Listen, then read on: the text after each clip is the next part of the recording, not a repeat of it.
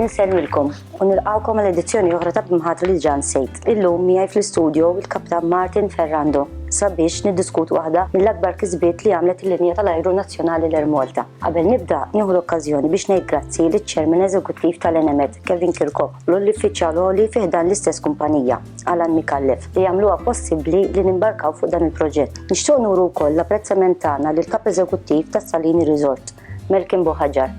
Meta beda jitħareġ bħala bdott Martin Ferrando u fejn?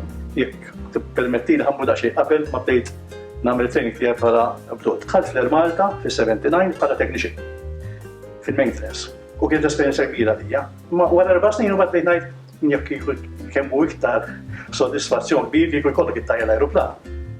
I was lucky enough, I was at the right place at the right time u ġiet opportunità nibda training għal-pilot mal-Armata stess u fl-83 bdejna l-kors, it-teorija saret Malta u mbagħad wara spiċċajna t-teorija Malta morna il-flying practice ġewwa il-Jugoslavja, ex-Jugoslavja, llum hija Serbja. U ġejna lura xi sena u nofs wara ġifieri fl-84-85. L-esperjenza tiegħek bħala prim uffiċjal mal-Air Malta fuq il-Boeing 737-200 u aktar tard fuq il-Classic, kif kienet? Tista' timmaġina għamilt it-training bażiku tiegħi fuq ajruplan dak li huwa propeller, ngħidulu xi ħaġa li huwa slow moving u mbagħad minn propeller taqbeż għal xi ħaġa bħal muwaġġet it-200 dak iż-żmien kien avvanzat ħafna, allura kienet qabża kbira għax il-speed fejn tieħu tkun 100 knots dak li titir ħafna iżjed, darbiet iżjed. Allura kienet differenza kbira. Mbagħad meta wara 200 ġie it-300 kienet sitwazzjoni fejn it-teknoloġija avvanzat ħafna.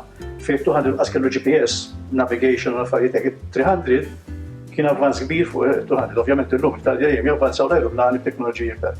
Dik kienet l-iktar ħaġa differenza bejn 200. Kien ajruplan iktar avvanzat. Il-ħadd kaptan, x'kienu l-isfidi ġodda meta għaddejt min-naħa tal-lemin għan-naħa tax-xellug tal-ajruplan? Jistaqsu għalek ħafna x'inhi d-differenza. It-tnejn huma pilots fuq il-left u fuq il-right, imma mbagħad meta tiġi fuq il-left huwa r-responsabilità. Ir-responsabilità meta jiġu deċiżjonijiet diffiċli li kulħadd iħares lejn il-kaptan u l-kaptan jieħu deċiżjoni fedali. Allura dik hija d-differenza kbira. Meta nitkellmu dwar it-titjira mar-Red Arrows lura f'Settembru tal-2014, kif nibdet l-idea? L-idea kienet ilha hemmhekk għal żmien twil. L-Armata kienet tipprova qatt ma ġiet l-okkażjoni. Mbagħad Mr. Joe Chiliberti li huwa l-organizer tal-Air Show u l-President li għal 2014 ħatkun sena li it will be a one-off. Jekk ma nagħmlux is-sena qatt ma ħadd li. Għaliex? Għax kienet il-50 sena tal-anniversarju tal-indipendenza ta' Malta. Kienet il-50 show season tal-Red Arrows. Tal-Red Arrows meta għamlu kellu 50 years miktub fuq wara. U l-40 sena tal Malta. Na chance they won't refuse this as it's too good to be true. Għalli kilometra. U ktibna l-Vice Air Marshal, li huwa the head of the Royal Air Force, u ċevejna wara ftit ġimgħat, yes, it is approved, you'll be flying your formation with the Arrows on the 14th of September. It was euphoric situazzjoni, jista t-tilbaġ, ma l-rajdja għandi kopja taħħa l-tra dizammejta fl-evjaj ta' ġabel t-teber li xeġi ħagġa tġri, u dik kienet situazzjoni. They accepted, għaj naħseb jena kienet xaħġa nasaraw xie rufjeta. Ittażel l-ekwipaċċa l-mijak għal fuq dik it-titjira, x'kienu l-kriterji li uża l-Kaptan Ferrando? L-esperjenza li ħadna mill-Air Show ta' qabel fej teamwork li daħalna fl-imkien u konna minna l-Air Show ta' 2012-2013, un bata minna formation ta' żewġ aeroplani 320 fl-imkien. L-aħjari, ma nistax nagħmel żbalji f'jada, I have to choose the team which I worked with, ħdimt magħhom, u għażiet l-istess nies li taru miegħi. L-Airbus A320 huwa ajruplan idonju biex wieħed itir formazzjoni? Le, mhuwiex għax huwa ajruplan li huwa ddisinjat biex iċorri passiġġieri kemm jista' jkun smooth minn pajjiż għal ieħor, huwa safe ħafna, imma mhux qiegħed biex jimmanuvra ma' formation ta' ajruplani oħrajn. Ovvjament, huwa jekk inti titrejnja u tipprepara ruħek biżżejjed biex tagħmel formation huwa possibbli. Sar xi taħriġ speċjali għal titjira bħal din? Iva, għamilna training speċifiku, għamilna training fuq simulator, għamilna meetings flimkien, ħdimna fuq safety risk assessment, dak li fl-avjazzjoni jgħidu SRA biex tara x'jistgħu jkunu problemi li tista' tiltaqa' magħhom fit-titjira. U naħseb professjonalità u koordinazzjoni bejnietna konna ippreparati ħafna għalija. Kemm kif faċli jew diffiċli li ttieħ ma' Red Arrows? Kif għadlek, l-iktar ħaġa importanti kienet il-preparazzjoni. Tant naħseb il-preparajna tajjeb għalija li konna nafu, konna ċida minn nies fil-kopi. Li kulħadd jaf x'għandu jagħmel kull sekonda ta' din il-formazzjoni. Li naħseb it was like clockwork. Ħassejni konfidenti ħafna, ma' nies li kelli miegħi u konna preparati tajjeb. Alla ħassejna li konna l-istija xi ħaġa bħalli. Li ma kienx hemm spazju għal żbalji għali, hija xi ħaġa li għandek disajru plani biex inbijak, flus, u l-mexi ma tistax tagħmel żbalji.